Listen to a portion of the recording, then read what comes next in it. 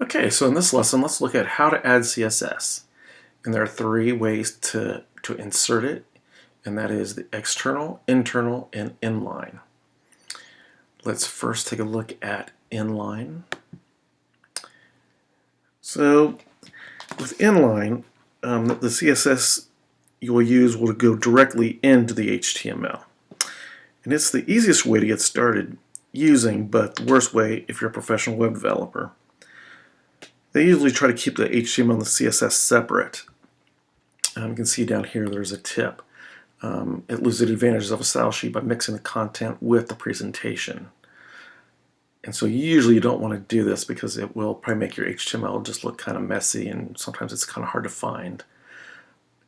But you can see it is located within the HTML tags here. So you can have all sorts of HTML in your HTML file, and then this can be scattered throughout. And so normally you'll see it as like in this, you might see in your body section just an H1, and then this is a heading, so that would be your text. But to add the CSS is when you add this within that H1 tag. And you'll add the style equals and then your declaration. So that's inline. So inline, we write the CSS within the tags and within the HTML section throughout, unlike our second method, which is the internal.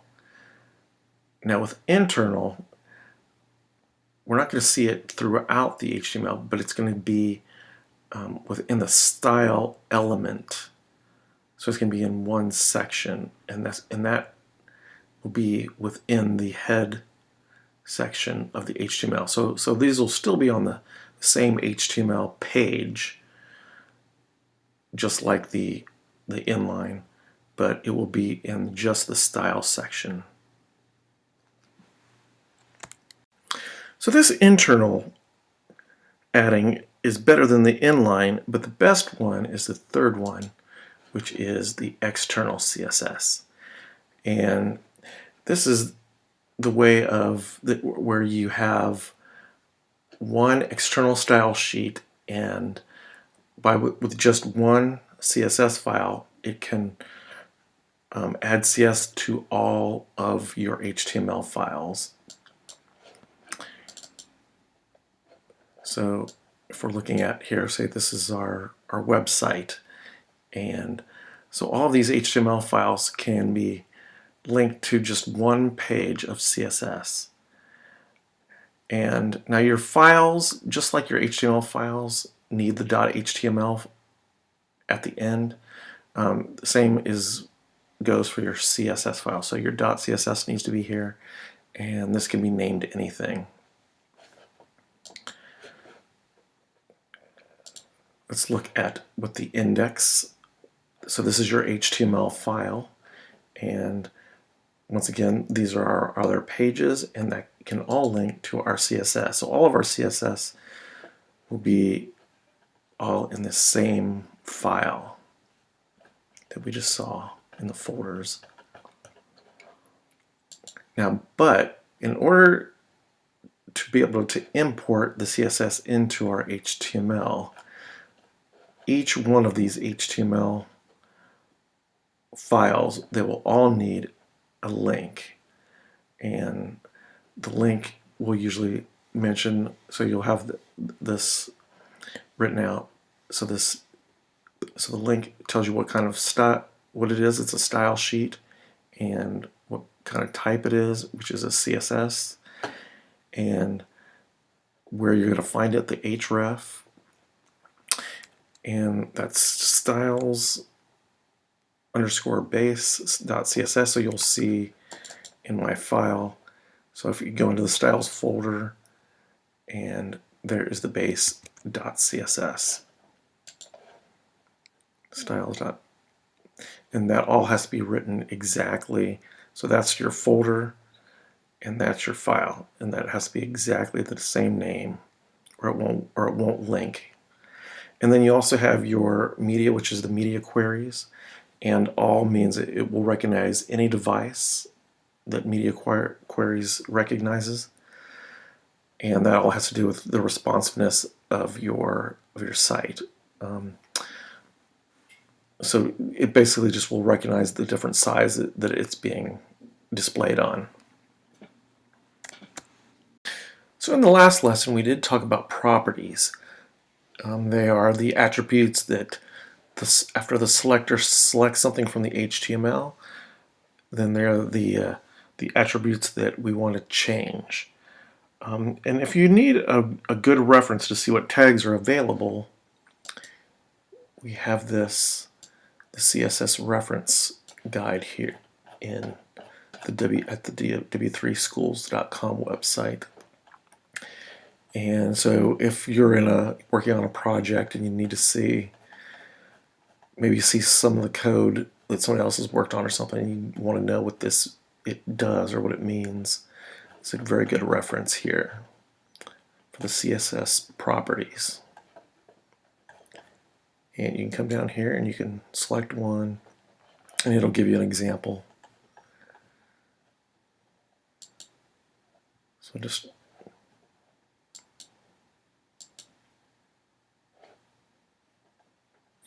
select on those, and you can kind of see a little bit of what they do. So the first property we'll talk about are float and clear. So the float property, pretty straightforward. It basically floats the image. It puts the image left of its container. So here is the float right example.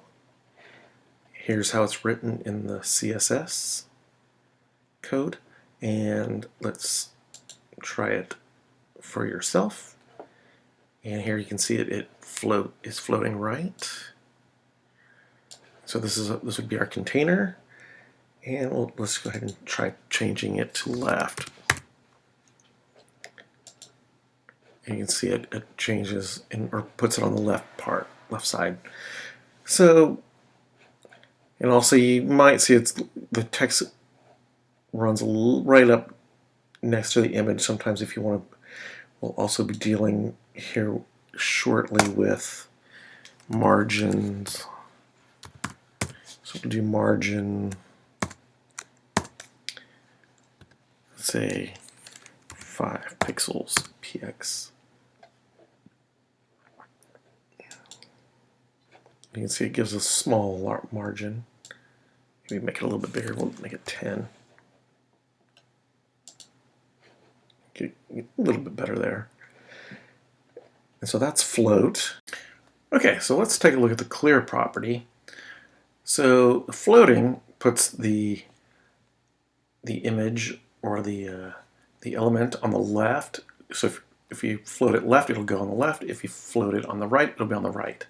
So clear makes it so if you have your element, it will not be allowed to float on the left or the right. So you see left, there's no floating elements, and to the right, clear, there's no floating elements. Now the default, or if you put none, then it will allow floating on either side. And same for, or if you put both, then there's no floating on either side. Here, let's take a look and see how that looks. So we'll try it yourself. And here you can see div 1, the green box, it is floating left, and div 2 it doesn't have any clear. So it's allowing that text to be next to the div 1. Whereas div 3 and 4, you can see div 3 is floating left, and then div 4 is clear left, which means there's nothing to be on the left-hand side of this, so it moves down underneath it. We can try that with div 2. So after our border, we'll try the clear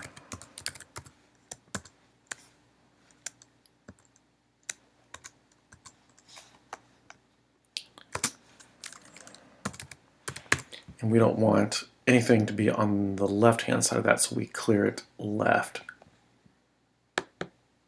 And see, then it gets knocked down just like it does on div 4. Okay, the last thing we will look at here is the box model. For our assignment 2, we're going to be using this and some of these properties, the margins and the padding. And so with the margins and padding, what you're first going to have is your content, which is be here. This could be your image or your text, and then right after that, you can add some padding to go around that, and then around that, you can add a border, and then on top of that will be the margin. Let's take a look at it. See, it makes more sense on the try it yourself on the W3 schools. So here you can see they have their border at 15, which is right here. So that's the border. We got the padding, which is around the content, and you've got the margin, which is right here. So I suppose we could try to play around with this. So let's say if we want to make this text go, just have no padding, we'll change that to 0.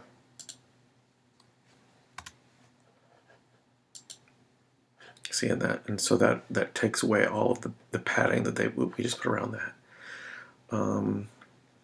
Let's try changing the padding to about 20.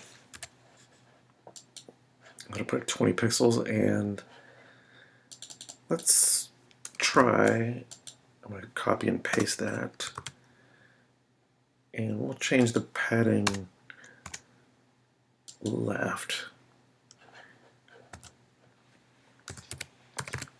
and just add more padding on just the left side. So we'll change that to 100. And you can see the padding left added all that space right here.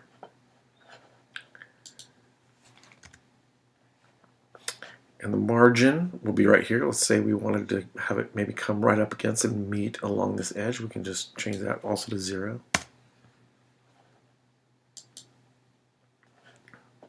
See that? Now let's try adding, maybe we wanted to have